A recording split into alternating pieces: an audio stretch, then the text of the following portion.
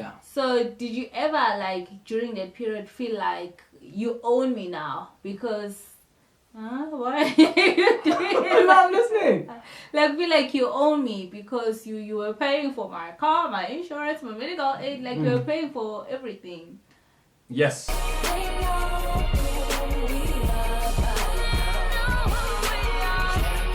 Hi, elenemfam. What's happening, elenemfam? Welcome back to another video.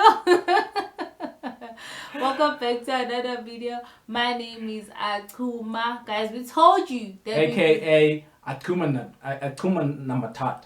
See, when you start lying, you start it made sense in my head. Akuna Matat. Yes. Yes, guys. So today we're bringing you a very interesting video. We're talking about people in relationships wanting to own their partners just because of things that they have done for them. But before we get to that, welcome back to the LOBOLA+GIFTS, so returning subscribers. We love you guys. We appreciate your support. Okay.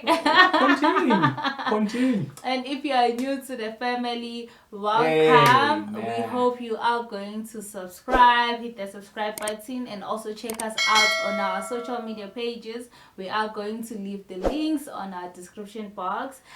And the guy that is sitting next to me, your papayo, is my husband, AKA Akuna Matat. Going to introduce himself. Hello, elenemfam. You guys can see that I'm so excited to be seeing you again. It's been quite a minute since we sat like that and we spoke to you and we spoke in English. And yes, guys, this video is actually in English, so do not click out, you know, because we are back in English now. Yes, for now. What do you mean? Okay.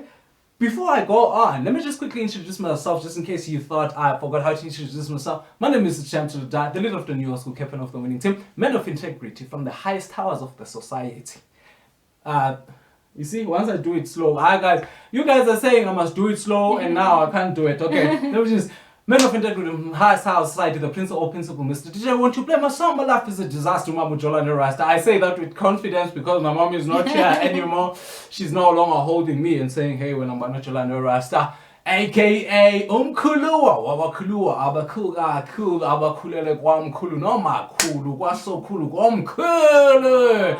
Also known as Ibuda Endala, Ihrotman of the Magwedings, Iyan of the Magwedings, aka sorry, I can't tolagala. Guys, this is not about my intro. Let's just get into this video. And it's so long, it's getting longer and longer. I'm just like, okay, this video is just gonna be about your intro. Exactly. So what I'm gonna start doing, and the thing is, guys, Nani and Basi, and I say, What's the intro, guys? The intro. No, don't do that anymore. Yeah, you see now, we're gonna be producing videos that are 30 minutes long just because of the intro. No, we can't be doing that. Yes, elenemfam, it's so good to see you. We are excited, as you can see. Let me just quickly tell those that are here for the first time and that don't know who we are.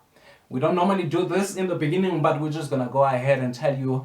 This is Akuna Matata. She has introduced herself. Guys, my name is Akuma, also known as Letho. Not Akuna Matata. And then this is Mbulelo. We are a South African married Christian couple that loves God. We love love, we love life, we love laughter and adventure. So all the videos that you're gonna find on this channel are actually based on that. So if that is that kind of content interests you, please go ahead and join the elenemfam by clicking on the subscribe button, and you will not regret yourself. So as my wife has said, we are talking about wanting to own someone just because you've done something for them. Yes, guys. As you guys know, I was not working for some time, for like a few months. I am working now. Thank God. We thank God, man. Yeah. I started working recently. So during that time when I was not working, my husband was basically doing everything. As the breadwinner. The breadwinner. So he was supporting the both of us, financially, as well as emotionally, and physical. Okay. And physical. Okay. Yeah, guys, so we just thought that since he was doing a lot of things like around the house, like being the breadwinner, for some people they may feel like you now own your wife because your wife is just a housewife and is not like bringing much to the table. So we just decided that we not bringing much financially, yes. Yeah. So did you ever like during that period feel like you own me now because what are you doing? No, I'm listening.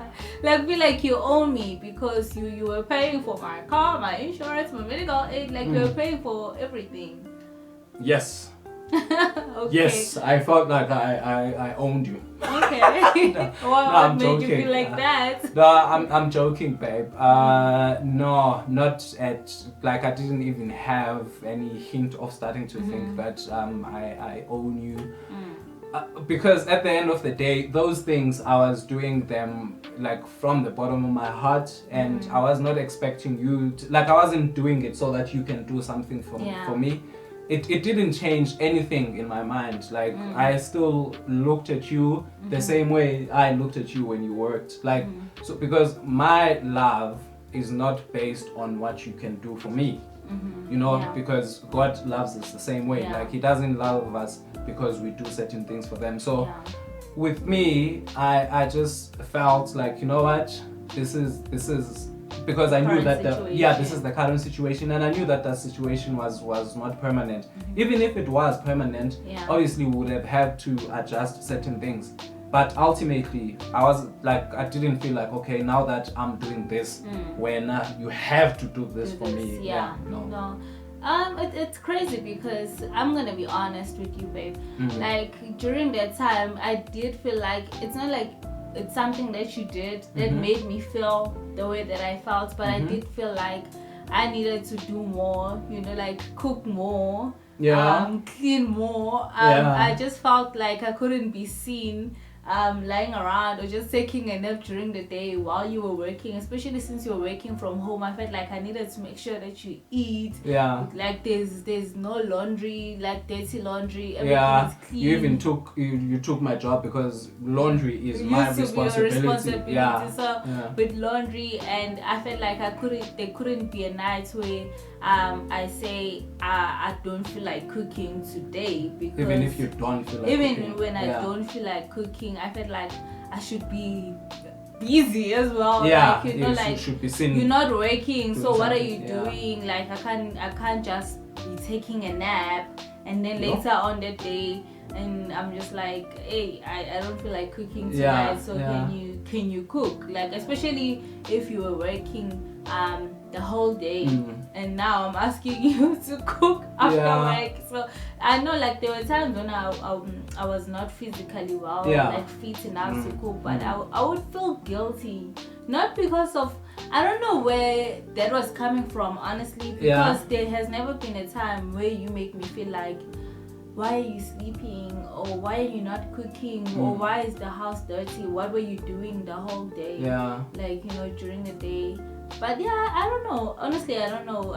Do you guys ever feel like that? If you're not working, do you feel like around the house you should be doing something, or you should not be sleeping, or you should just make yourself busy, man?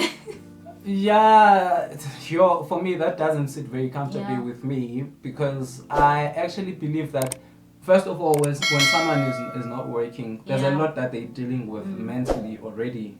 So when someone, let's say, at the end of the day, they're saying, hey, I'm not able to cook, I don't think I would be forcing you to cook, because I don't know, as much as you could be here with me, but the fact that I'm working, so we're not really talking much during that time, that period.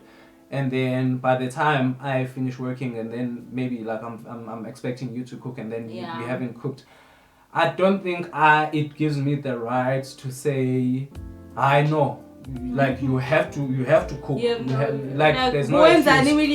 At least even if you are sick, try cook slowly or something. But like you have the whole day. You have the whole day. Like you know, first of all, you are working on your mental state, because being unemployed can be very frustrating. And I mean, we have the situation of the pandemic that's going on outside. And you also, like, for some time you were not physically well, as you mentioned. So for me, I think I do want to put it out there without trying to sound like I'm husband of the year or anything, but really for me, there is like, if I do have an expectation, it's not based on what I've done for you.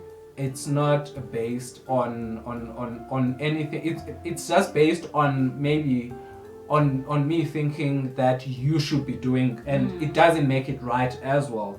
But it's never based on the fact that, okay, I worked today 9 hours. How about you cook for at least an hour or 2 hours, make me lunch or anything. If you don't do those things, it should really come from you, from the goodness of your heart. Yeah, because like there are people who feel like, especially after they have paid lobola, and they just feel like they're not getting value for their money.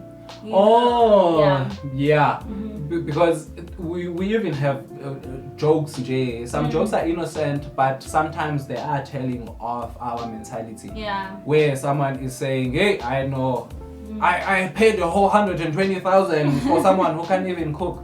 Because it's a refund. Refund.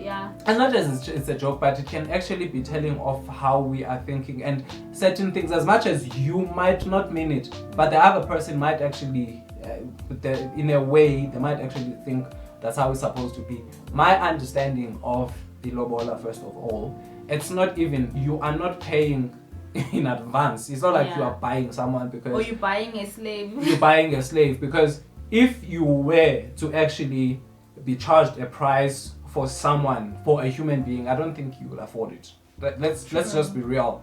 So that's just what you would call gratuity, where you're saying thanks. This is my understanding. I'm not saying, look, don't come at me and say, I know, my understanding is that when you are paying ilobola to the parents, this is just you. It's a token of appreciation. It's not even about the money itself, like the rands and cents and whatever the cows. But this is how much I paid. So I've never even tried to attach it to you because I actually believe that you are priceless. Thanks, babe. So your love is priceless. The way you make me feel and the like what you have brought into my life, I can never pay for that. So for me, it's a no-go area. I don't even want to entertain well, I've never thought about it.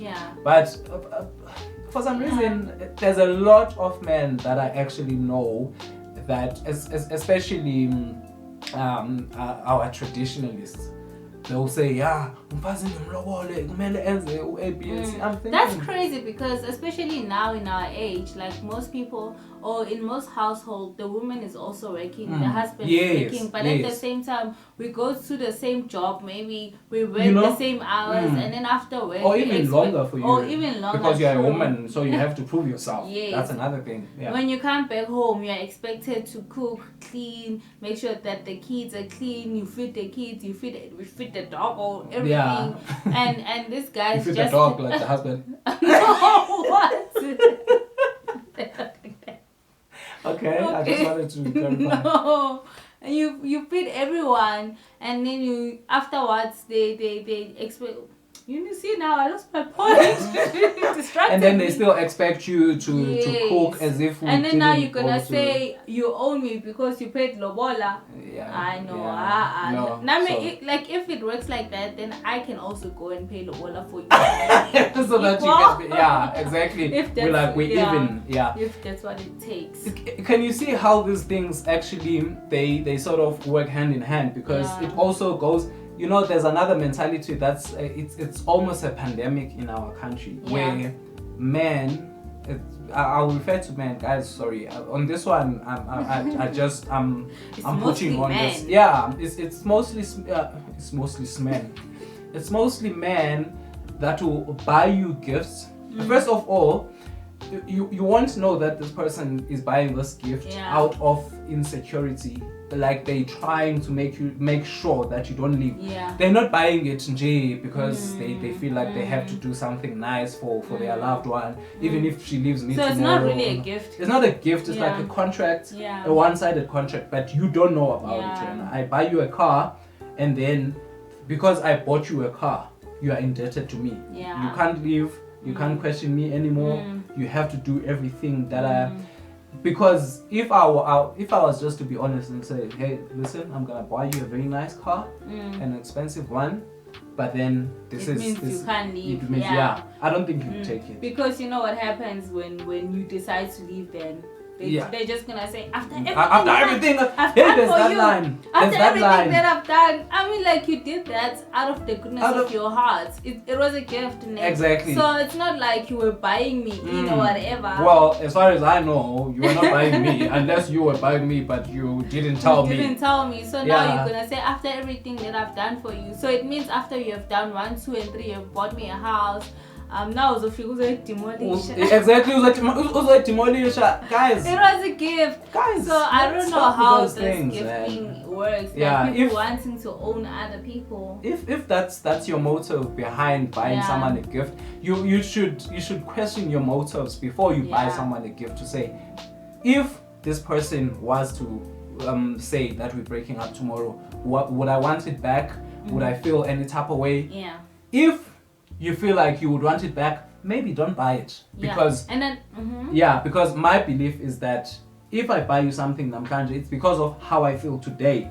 It's because I believe that you deserve it today. Yes. I guess what we are trying to say in this video, guys, as much as it's we're trying to keep it light-hearted, but it is actually a serious thing, because it's some of the things that actually contribute towards gender-based violence, because someone is thinking, I bought you this, I bought you that, because we have a lot of insecure people that will buy you gifts so that it's like they're trying to lock you in, and then they own you, and then after that, when you are saying I want out, and then they're like, no, you can't leave because I've done something for you. Not because if someone was saying, not after you've loved me so much, or not after I've loved you so well, I mean, if you've loved so much, love, unfortunately, well, the fortunate thing about love is that you don't run out of love.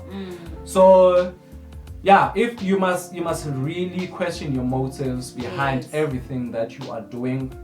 If it's lobola, if you are lobolaing someone because you are expecting a slave, your maid, maybe you just try and think about it. Check your heart. Yes, check your heart. Another, maybe that's what we are trying to say today. Check your heart. If you are buying a gift and you have some ulterior motives behind it, it's not driven by love and appreciation for this person. Check your heart, my brother and sisters. Check your heart. And then the third one, which is lobola, it's doing something to support and all those things.